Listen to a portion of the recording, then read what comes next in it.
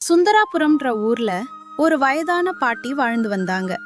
அவங்க அந்த ஊர்ல ஒரு இட்லி கடைய வச்சது நடத்திட்டு வந்தாங்க. அங்க அந்த பாட்டிக்குன்னு யாருமே இல்ல. அவங்க மட்டும்தான். பாட்டியோட இட்லி கடைக்கு வந்து சாப்பிடாதவங்களே இருக்க மாட்டாங்க. அப்படி ஒரு நாள் கிழவி, உன்னோட இட்லி வாசம் என் வீடு வரைக்கும் வந்து என்ன இங்க கூட்டிட்டு வருது? ஏண்டா பேராண்டி, நான் உன்னை சின்ன வயசுல இருந்து பாத்துட்டு இருக்கேன். நீயும் விடாம இதே பொய்யே சொல்லிக்கிட்டு இருக்க. ஏன் பாட்டி இப்படி சொல்ற? உன்னோட இட்லிக்கு என்ன குறைச்சல்? பசியும் வந்துட்டா எல்லாத்துக்கும் சாப்பாடு போடுற. அதுவும் ஒரு இட்லி 2 ரூபாய்க்கு தான் கொடுக்கற. உன் கடையில வந்து சாப்பிடாம இருக்க எனக்கு எப்படி மனசு வரும்? ஆமாங்க, இந்த பாட்டியோட கடையில ஒரு இட்லி வெறும் 2 ரூபாதான். இட்லி மாவு, இட்லிக்கு தொட்டுக்க சட்னி, சாம்பார் இது எல்லாமே இவங்க கையாலே செய்யறதுனால சுவை ரொம்ப அதிகமா இருக்கும்.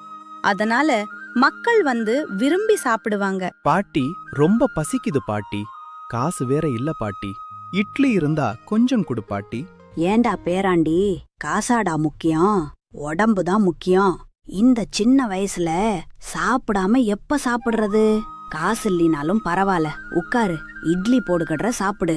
இப்படி யார் வந்து காசு இல்லன்னு கேட்டாலும் அந்த பாட்டி காசே வாங்காம இலவசமாக இட்லி கொடுப்பாங்க. ஏன் பாட்டி, ஒரு இட்லி 2 ரூபாய்க்குத்தான் தர?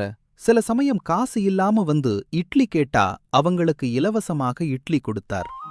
இந்த காசு உனக்கு எப்படி பத்தும்? காசு சேர்த்து வச்சு என்னடா பண்ண போறோம்? என் புருஷனும் மண்டைய போட்டுட்டான். என் பையனும் கல்யாணம் பண்ணிட்டு அவன் பொண்டாட்டியோட வெளியூர்ல செட்டில் ஆயிட்டான். இந்த கிழவி காசு சேர்த்து வச்சு என்ன பண்ண போற? அது இல்ல பாட்டிமா, உன்னை பாத்துக்க கொஞ்சமாச்சும் காசு வேணும்ல, அதுக்குத்தான் கேட்ட. என்ன பாத்துக்க? என் புருஷன் சம்பாதித்து வச்சுட்டு போனதே இருக்குது. இந்த கடைய பாத்துக்க. இந்த கடையிலிருந்து வர வருமானமே இருக்குது, அது போதும் அப்படின்னு சொல்லிட்டு அந்த பாட்டி அந்த ஊர் மக்களுக்கு ரொம்ப கம்மி விலையில இட்லி கொடுத்துட்டு வந்தாங்க. அப்படி ஒரு நாள் அவங்க பையனும் அவங்க மனைவியும் ஊருக்கு திரும்பி வராங்க. அம்மா எப்படிம்மா இருக்க? நல்லா இருக்கியாமா? உடம்பு துரும்பா இழைச்சிட்ட? எனக்கென்ன, நல்லா இருக்க. நீயும் உன் பொண்டாட்டியும் நல்லா இருக்கீங்களா? ஏதாச்சும் விசேஷமா திடீர்னு வந்திருக்கீங்க. இவ்வளவு நாள் பார்க்க வரல, இப்ப வந்திருக்கீங்க. அதெல்லாம் ஒன்றும் இல்லைம்மா, உன்னை பார்க்கணும்னு தோணுச்சு, அதுதான் நானும் என் மனைவியும் கிளம்பி வந்துட்டோம். அப்படின்னு சொல்லிட்டு மறுநாள் அந்த பாட்டி அவங்க இட்லி கடைய போடுறாங்க. அவங்க பையன் ராமு அவங்க அம்மாக்கு உதவுறதுக்கு கூடவே போறான். வழக்கம் போல வியாபாரம் நடக்குது. பாட்டி, எனக்கு ஒரு 4 இட்லி கொடுங்க பாட்டி.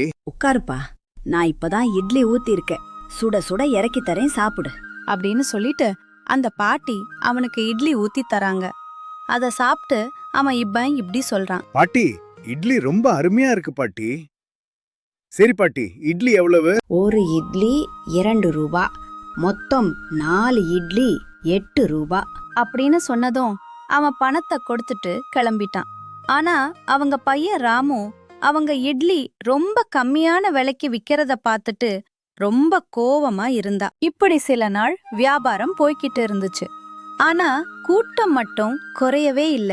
அப்போ அவங்க பையன் ராமு இப்படி நினைச்சு பாக்குறா. என்ன, நம்ம அம்மா இட்லிய இவ்ளோ ரொம்ப கம்மி ரேட்டுக்கு கொடுக்கறாங்க?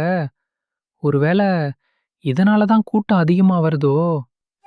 சரி, நம்ம அம்மா சமைக்கிற இட்லியில அப்படி என்னதான் இருக்குன்னு சாப்பிட்டு பார்த்து விடுவோம். அப்படின்னு சொல்லிட்டு ராமு அவங்க அம்மா கிட்ட இப்படி சொல்றான். அம்மா, ரொம்ப பசிக்குதுமா, காலையில இருந்து சாப்பிடலையா, அதனால பசிக்குது, இட்லி போடுமா. நான் பெத்த மகனே, ஊர்ல யார் யாருக்கோ சாப்பாடு போடுற, உனக்கு போட மாட்டனா? உட்காருடா செல்லம், சுட சுட சாப்பிடலாம். அப்படின்னு சொன்னதும் அந்த பாட்டி அவனுக்கு இட்லி கொடுக்கறாங்க. அவனும் சாப்பிட்டான். சாப்பிட்டு அவங்க அம்மா கிட்ட இப்படி சொல்றான். அம்மா, நம்ம ஏன் இந்த இட்லி கடையை பெருசா போடக்கூடாது? ரொம்ப சூப்பராவே இருக்குமா உன்னோட சமையல். கடையை பெருசு பண்ணி வேலைய கொஞ்சம் அதிகமாக பார்த்தா கடக்கல்லா கட்டும். அப்படின்னு சொன்னதும் அந்த பாட்டி இப்படி சொல்றாங்க. எதுக்குப்பா இதெல்லாம்? வேணாம்ப்பா, நமக்கு இருக்கிறதே போதும், அத வச்சு சந்தோஷமா வாழ்ந்துக்கலாம். அப்படின்னு சொன்னதும் அவங்க மகன் ராமு மறுநாள் அவங்க அம்மா கிட்ட எதுவுமே சொல்லாம மாவு அரைக்கும் மிஷின் வாங்கிட்டு வந்துடுறேன். என்னப்பா இது? ஏதோ மிஷின் மாதிரி இருக்கு. எதுக்குப்பா இத வாங்கிட்டு வந்திருக்க? அம்மா, இதெல்லாம் உனக்கு தெரியாது. கை வலிக்க மாவாட்டுறதை விட இந்த மிஷின் ஈஸியாக அரைச்சு கொடுத்துடும். அதுவும் இல்லாமல் எத்தனை பேருக்கு வேண்டுமானாலும் மாவு அரைக்கலாம். அப்படின்னு சொல்லிட்டு ராமு அவங்க அம்மா பேச்ச கேட்காம புதுசா ஒரு கடைய போடுறா. அப்படி ஒரு நாள் என்ன பாட்டி, கடையெல்லாம் புதுசா இருக்குது. புதுசா மிஷின் எல்லாம் இறக்கி இருக்கீங்க போலயே. அண்ணே, என்ன பண்ணுறது, நாங்களும் எவ்வளோ நாள் தான் கஷ்டப்பட்டுக்கிட்டே இருக்கிறது. அதனால தான் எங்கள் அம்மாவுக்கு ஈஸியாக இருக்கணும்னு ஒரு மிஷின் வாங்கி போட்டேன். அதுவும் சரிதான்ப்பா. எனக்கு ரொம்ப பசிக்குது. எனக்கு ஒரு 5 இட்லி போடுப்பா. அப்படின்னு சொல்லிட்டு இட்லி சாப்பிட்டுட்டு வழக்கம் போல ஒரு இட்லி 2 ரூபா, அப்போ 5 இட்லி 10 ரூபான்னு சொல்லி 10 ரூபாயா அந்த பாட்டு கிட்ட கொடுக்கறான். அதுக்கு அவங்க பையன் ராமு இப்படி சொல்றான். அண்ணே, ஒரு இட்லி 2 ரூபாயெல்லாம் அந்த காலம்.